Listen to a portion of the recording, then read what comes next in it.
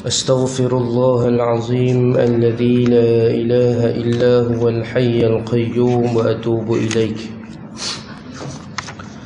إلى حضرة النبي المصطفى رسول الله صلى الله عليه وسلم وإلى آله وصحبه الكرام شيء لله لهم بسر الفاتحة. أعوذ بالله من الشيطان الرجيم. بسم الله الرحمن الرحيم. الحمد لله رب العالمين الرحمن الرحيم مالك يوم الدين. إياك نعبد وإياك نستعين. اهدنا الصراط المستقيم صراط الذين أنعمت عليهم غير المغضوب عليهم ولا الضالين آمين.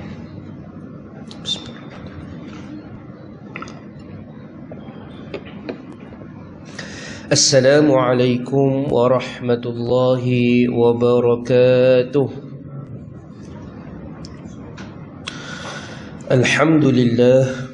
الحمد لله رب العالمين، والصلاة والسلام على أبي القاسم الأمين وعلى آله وصحبه أجمعين.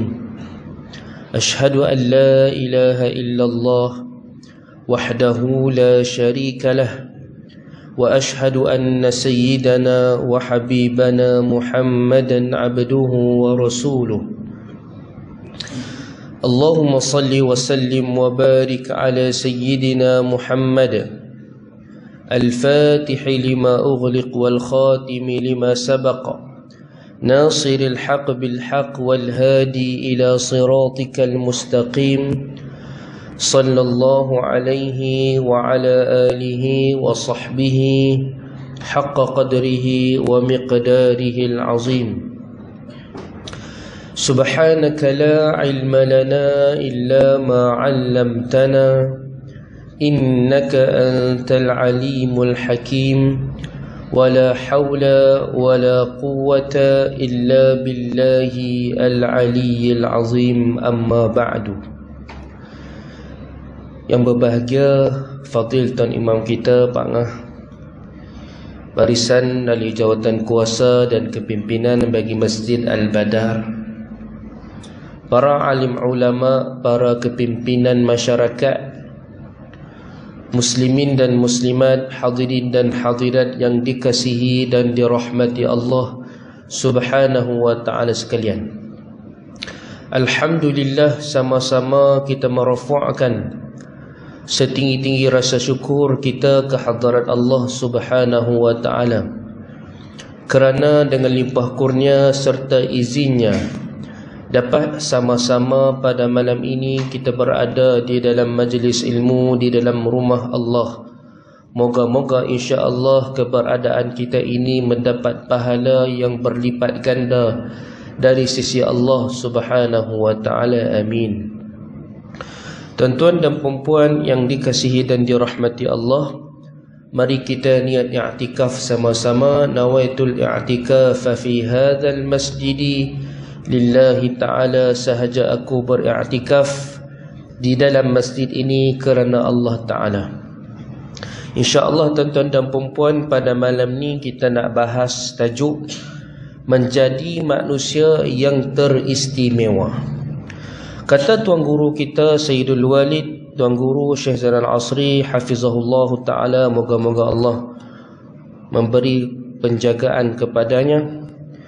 Katanya, kita hidup di dunia ini tidak kisah menjadi orang awam, yakni tidak dikenali. Tetapi di akhirat janganlah kita menjadi orang yang awam. Di akhirat kelak kita hendaklah menjadi orang yang ternama di sisi Allah Subhanahu wa ta'ala. Tuan-tuan dan puan-puan, muslimin dan muslimat, hadirin dan hadirat yang dikasihi dan dirahmati Allah Subhanahu wa ta'ala. Sesungguhnya kalau kita di dunia, tuan-tuan, jadi orang biasa susah nak hidup. Susah nak hidup. Kalau kita jadi rakyat marhain, kita buat urusan apa pun jadi susah. Dia kena ikut queue, dia kena ikut turutan. Allahumma salli ala Sayyidina Muhammad. Saya pergi hari tu buat urusan di JPJ. Jadi orang biasa kan? Jadi orang biasa. Banyak jam juga tunggu. Ada satu orang pegawai JPJ tu kenal saya. Alhamdulillah, dia kata, "Ustaz nak pergi mana?" Saya kata nak buat urusan sikit. Dia bawa masuk dalam. Cepat, mudah. Tapi kalau kita orang tak kenal, kita jadi lambat lah. Allahumma salli ala Sayyidina Muhammad. Kita pergi dekat hospital mana-mana, tak kira sakit apa pun. Sakit hati kah, tak apa hati ke orang. Pergi tunggu tu. Kalau kita orang yang tak ada nama, kita kena ikut queue dia. Tekan tet, keluar angka nombor. 4 jam 4 jam lah. 5 jam 5 jam lah. Sebab kita orang biasa. Cuba kalau doktor pakar tu anak kita. Cuba kalau kita ada kawan yang merupakan pegawai dekat hospital tu. Kita ada kenalan yang merupakan pegawai dalam hospital tu. Kita ada kenalan kita dari kalangan nurse pun dah cukup hebat. Kita balik rumah, kita tinggal anak kita sakit kat hospital, kita WhatsApp dengan dia, "Ayah, pukul berapa boleh hantar makan ni? Okey tak okey?" WhatsApp dengan dia, ayah. Maknanya hidup kita di dunia ni, kalau kita ada orang yang kenal kita dan kita ada kabel, dia jadi mudah. Banyak benda jadi mudah. Allahumma salli ala Sayyidina Muhammad. Tapi kalau kita orang biasa, dia jadi payah. Tuan-tuan, maka ketahuilah bahawasanya kehidupan di akhirat memerlukan kepada pangkat. Kita ni nak lalui kehidupan alam barzakh, kita nak lalui kehidupan mahsyar, kehidupan mizan, kita kena ada pangkat. Kalau kita tak ada pangkat, maka tiada siapa yang dapat membantu kita. Pangkat apa yang dimaksudkan? Nabi kita SAW menceritakan di antara orang yang pangkat besar pada hari akhirat adalah sahibul Quran. Orang yang hidupnya mendampingi Al-Quran. Nabi kata, "Iqra'ul Quran." Baca Quran banyak-banyak. فَإِنَّهُ يَأْتِي يَوْمَ الْقِيَامَةِ شَفِيعًا لِأَصْحَابِهِ. Hari kiamat ni, dia kabel besar bagi kamu. Dia akan tolong kamu. Di antara orang yang pangkat besar pada hari kiamat ialah orang yang disebut sebagai ulama. Mereka ini adalah waris-waris Nabi. Pada hari akhirat mereka akan duduk dengan Nabi-Nabi. Pangkat besar. Okey. Di antara orang yang pangkat besar pada hari akhirat adalah orang yang mati syahid. Nabi kata orang mati syahid dalam satu hadis, dia dapat pilih 70 orang yang dia nak bagi syafaat. Allahu Akbar. Salah seorang ustaz saya mati syahid. Dia pergi berjihad dalam satu misi jihad dia, maka dia mati syahid. Wallahu alam, saya duk anak murid hak ke berapa, tak tahu. Kalau kita ni di antara hak rajin main kuliah, mungkin dia pilih seorang. Tapi kalau kita kuliah pun duduk belakang-belakang, tak tahu dia kenal ke tak. Kalau kita time kuliah kita main lambat, tak tahu dia kenal ke tak. Di antara golongan yang dapat bagi syafaat ni adalah orang yang disebut sebagai syuhada. Jadi hari akhirat ni, di antara golongan yang pangkat besar, Allahumma salli ala Sayyidina Muhammad adalah sahibus salawat. Orang yang suka selawat. Orang ni kabel besar tunggu dia. Dia duduk dengan Nabi terus. Maka kita pada hari akhirat ni, kita kena dapat salah satu daripada pangkat yang disebutkan itu. Kena dapat. Kalau tidak, marhainlah kita. Kita duduk dengan orang-orang yang mana tak ada siapa nak tolong kita, tak ada siapa nak bantu kita. Bahasa dia, tak ada siapa nak beri syafaat kepada kita. Allahu Akbar. Allahumma salli ala Sayyidina Muhammad. Maka hidup di dunia ni, tuan-tuan dan perempuan, banyak-banyakkanlah buat amal ibadat. Jangan kita tumpu pada satu ibadat. Jangan. Contohnya apa? Contohnya kita ni, ibadat kita main kuliah ya. Quran tak mau baca, selawat tak mau baca, main kuliah ya. Okey, ada satu kabel. Kabel dia apa? Syafaat ulama. Kita rajin main kuliah. Esok ni kita susah, esok kita boleh bagi tahu 15 orang ustaz mengajar majlis ibadah ni, boleh abang ustaz, saya ikut kuliah ustaz hari tu. Tiap-tiap malam saya ikut ustaz mai kuliah saya. Saya susah ustaz, saya susah ini, tolong syafaat saya. Jadi tak cukup dengan satu ibadat, kena buat ibadat lain juga. Selawat pun kena buat juga, buat banyak-banyak. Allahu Akbar, sehari 200 kali, sehari 200 kali, sehari 300 kali, sehari 300. Tak mana larat buat. Hebat selawat ni. Allahumma salli ala Sayyidina Muhammad. Orang perempuan boleh buat setiap masa. Tidak. Kalau main kuliah tak boleh. Main kuliah tak boleh sebab nak kena suci. Kalau datang bulan tak boleh main. Tengok bulan lah. Betul. Baca Quran pun tak boleh.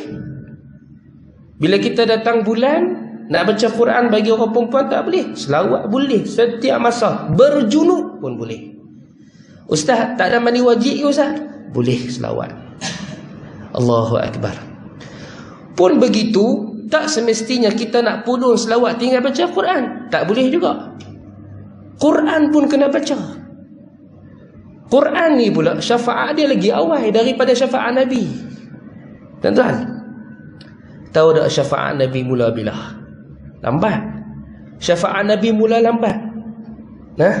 Syafaat Nabi nu di alam di pada mahsyar nu, kubur tak ada lagi. Mak kita, tok nek kita meninggal tahun 1980-an contoh. 80-an meninggal. Sekarang 2023, berapa ratus tahun dah berlalu? 80, 90, 80, 90, 2000, 200 berapa? 223 tahun. Dek dah. Tok nek kita hidup ada 100 tahun. Dia tak makcik? Tak sampai kot, 70 tahun. 70 tahun hidup, duduk dalam kubur 200 tahun. Itu baru tok nek kita harga berapa?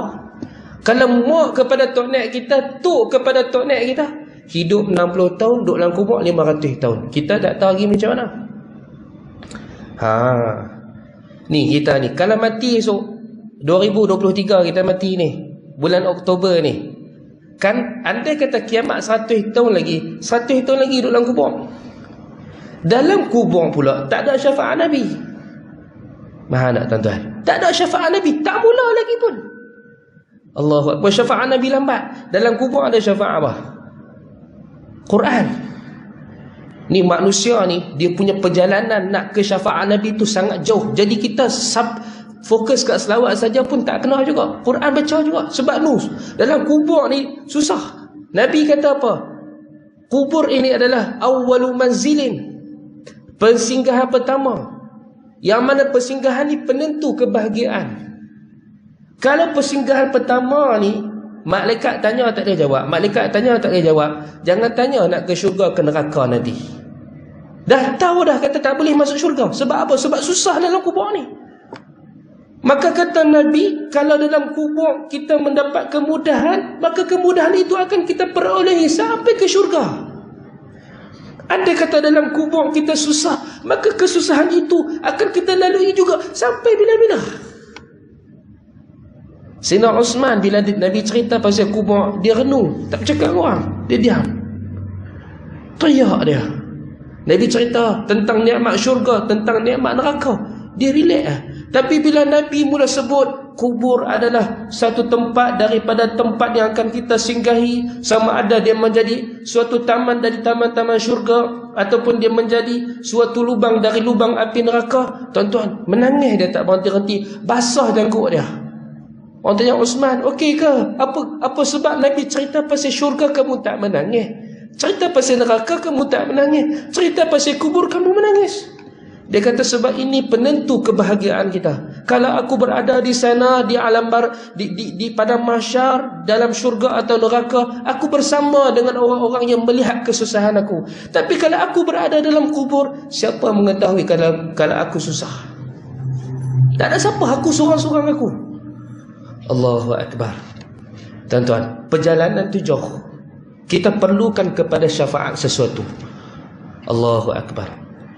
Bila tahun nak kiamat ni pun tak tahu bila, tuan-tuan. Kiamat ni pula, Allahumma salli ala Sayyidina Muhammad. Perjalanan dia kiamat ni, tiup sangkakala berlaku 2 kali.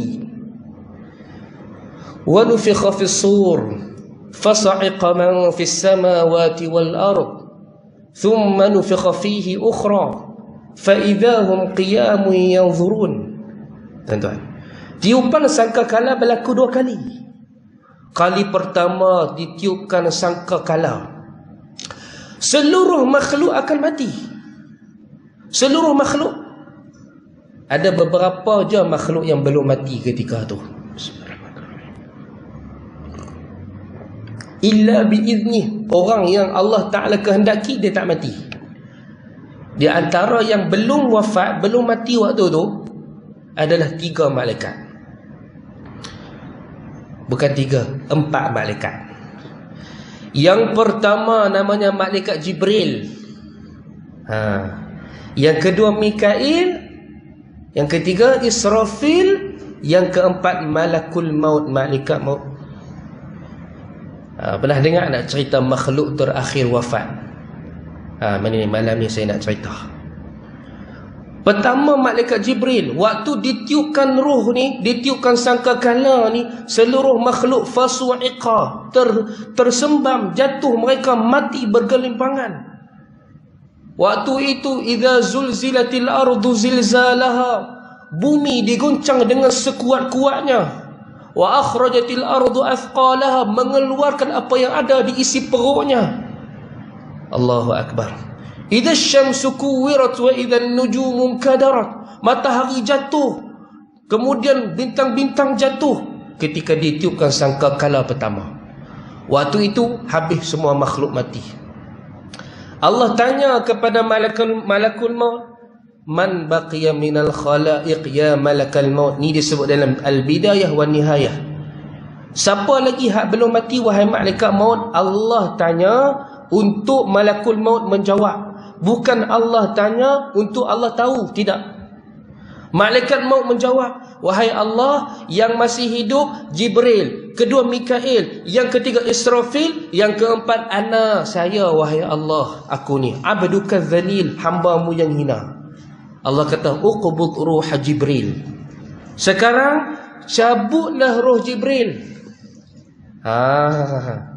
Maka malaikat cabut roh Jibril. Jibril menangis, Jibril meronta-ronta, minta tolong, minta belas kasihan. Slow sikit, pelan sikit, cabut roh aku. Maka Jibril pun wafat. Allah tanya lagi, man baqiya minal khalaiq ya malakal maut. Siapa lagi belum mati wahai malaikat maut? Malaikat maut kata Mikail. Allah sebut uqbud ruha Mikail, cabut roh Mikail. Malaikat maut cabut roh Mikail. Mikail menangis, teriak sakitnya dicabut roh. Allah tanya lagi, man baqiya minal khalaiq ya malakal maut. Siapa lagi belum mati? Siapa lagi? Israfil. Kata malaikat maut Israfil, wahai Allah. Allah kata uqbud ruha Israfil, cabut roh Israfil pula. Malaikat maut cabut roh Israfil, menangislah Israfil, teriak sakit, minta dicabut dengan lemah lembut. Dicabut roh dia mati. Matilah dia. Di mana kita waktu ni? Habis Hanaf. Tinggal kenangan saja. Masjid Badar, Jalan Langgar, dah jadi kenangan saja. Habis tak ada apa dah. Allah tanya pula, man baqiya minal khalaiq ya malakal maut. Siapa lagi yang belum mati wahai malaikat maut? Malaikat maut kata, ya Allah, ana abduka dzalil alladhi baina yadayka ya Allah. Yang belum mati aku seorang aja ya Allah. Dia dah mula takut sebab dia akan cabut roh dia sendiri. Ni makhluk tak akhir wafat. Allahu akbar. Kemudian dia cabut roh dia. Allah kata, cabut roh kamu sendiri wahai malakul maut. Malaikat maut cabut roh dia. Dia kata, ya Allah, sakitnya ya Allah. Aku tak tahu begini sakitnya dicabut roh wahai Allah. Kalau aku tahu, nescaya akan kulakukan dengan lunak dan lembut kepada hamba-hamba-Mu. Dia baru tahu sakit nak mati macam tu. Sebelum ni dia dah buat orang, dia cabut roh orang. Hari tu Allah perintahkan dia cabut roh dia. Baru dia rasa. Akhirnya dia pun cabut roh dia, tuan-tuan. Habis. Waktu itu tak ada makhluk dah yang hidup. Semua mati. Tinggallah Allah Subhanahu wa ta'ala Dzul Jalali wal Ikram. Allah yang maha kuasa, yang maha mulia, itulah Allah yang maha kekal. Satu-satunya yang Allah Subhanahu wa ta'ala, satu-satunya zat yang maha hidup, yang masih hidup, yang akan terus hidup. Waktu itu Allah tanya, limanil mulkul yaum. Allahumma salli ala sayyidina, siapa raja pada hari ini? Allah tanya, waktu tu bumi dah hancur dah. Ni dalam kitab Bidayah wa Nihayah cerita. Waktu tu bumi dah hancur dah. Allah tanya, ainal asjar, di mana pokok-pokok? Ainal anhar, wahai bumi, di mana sungai-sungaimu? Ainal jabarut, di mana raja-rajamu yang hebat-hebat dulu? Mana Namruz, mana Fir'aun, mana Qarun, mana raja-raja yang zalim? Ainal jababirah, di mana mereka-mereka yang sombong? Allahumma salli ala sayyidina Muhammad. Tuan-tuan, bila Allah tanya siapa yang nak jawab, dah tak ada siapa jawab dah tuan-tuan. Maka Allah tanya, ainal ladzina 'ashu fi khairi wa 'abada ghairi. Di manakah manusia yang menghirup daripada kebaikan aku, lalu dia menyembah Tuhan selain daripada aku? Allah tanya, limanil mulkul yaum, siapa raja pada hari ini? Tuan-tuan, tak ada siapa jawab dah, kita mau nak mati dah. Limanil mulkul yaum, siapa raja pada hari ini? Limanil mulkul yaum, siapa raja pada hari ini? Tuan-tuan, akhirnya tiada siapa yang menjawab persoalan tersebut. Allah menjawab persoalannya. Kata Allah, lillahil wahidil qahhar, milik Allah lah kerajaan. Allahumma salli ala sayyidina Muhammad. Itulah Allah yang maha esa lagi maha kuasa. Tuan-tuan, nak sampai ke kisah ini pun mengambil masa yang begitu lama. Kita nak kiamat ni bukan semua kita lah. Bagi kita kiamat ni satu keadaan yang, Allahumma salli ala sayyidina Muhammad, kita dimatikan Allah secara ramai-ramai. Tuan-tuan, itu kiamat bagi orang beriman. Dia ada kiamat sebenar. Kiamat ni pun dia ada banyak. Kiamat bagi diri kita. Bila kiamat bagi diri kita mati, itulah kiamat bagi diri kita. Dia ada satu lagi, kiamat bagi orang beriman. Waktu itu semua orang beriman yang mengucap, yang semayang akan mati waktu itu. Dia ada satu lagi, kiamat untuk seluruh makhluk. Yang dikatakan seluruh makhluk ini tiupan sangkakala tu. Kiamat tu sangat mengerikan. Hak Tuhan cerita, yang Allah cerita dalam juzuk 30, dalam surah-surah yang menyebabkan Nabi berubal. Surah Hud, suratul Haqqah, suratul Qiyamah, suratul Qari'ah. Tuhan cerita suasana kiamat tu. Hak tu kita takkan tengok yang tu. Hak tu kita takkan tengok. Kedahsyatan kiamat tu yang Allah cerita, inna zalzalatas sa'ati syai'un azim. Kegoncangan kiamat itu suatu yang sangat besar. Tuan-tuan, kita tak tengok. Sebab apa kita tak tengok? Sebab maha dahsyatnya kiamat ni Allah tak berikan orang beriman lihat. Allah perlihatkan kedahsyatan kiamat ni kepada seluruh makhluk yang mereka tak kenal Allah waktu tu. Nabi kata, mereka sembahyang mereka tak kenal Allah, mereka tak kenal. Cuma tok nenek mereka dulu, mereka tahulah, kata dulu ada orang Islam. Tapi seorang pun tak ada di kalangan mereka yang Islam waktu itu. Tak ada dah. Sebab orang Islam dah mati dah semua. Sebab mereka Allah tiupkan satu ruh, satu angin yang melalui di hidung-hidung orang beriman. Siapa saja orang beriman, dia akan mati. Tu dahsyat kiamat. Hak ni dah habis zaman Dajjal, Ya'juj Ma'juj, habis dah. Hak ni lalui fasa tu. Imam Mahdi pun dah menang, Nabi Isa pun dah menang. Hak ni zaman tu. Orang beriman hidup dengan aman damai, suasana bahagia, maka Allah tiupkan angin yang dihirup oleh orang beriman sehingga mereka pun wafat. Kedahsyatan kiamat orang beriman tak saksikan. Allahu Akbar. Tuan-tuan dan puan-puan muslimin dan muslimat, hadirin dan hadirat yang dikasihi dan dirahmati Allah. Maka habislah fasa kita hidup di dunia. Dunia menjadi kenangan. Jadi kita akan lalui pula fasa di alam kubur. Kita lalui pula fasa di padang mahsyar. Allahumma salli ala sayyidina Muhammad. Pada mahsyar tu cerita yang sangat menakutkan pula, dahsyat lagi. maka kita akan dikumpulkan mengikut kumpulan masing-masing. Kalau kita orang yang Allahumma salli ala sayyidina Muhammad pernah ataupun menyukai kepada majlis ilmu, kita ni kaki mengaji, insya-Allah kita akan duduk dengan tok guru kita, ulama-ulama yang mana mereka ni akan duduk dengan barisan para nabi.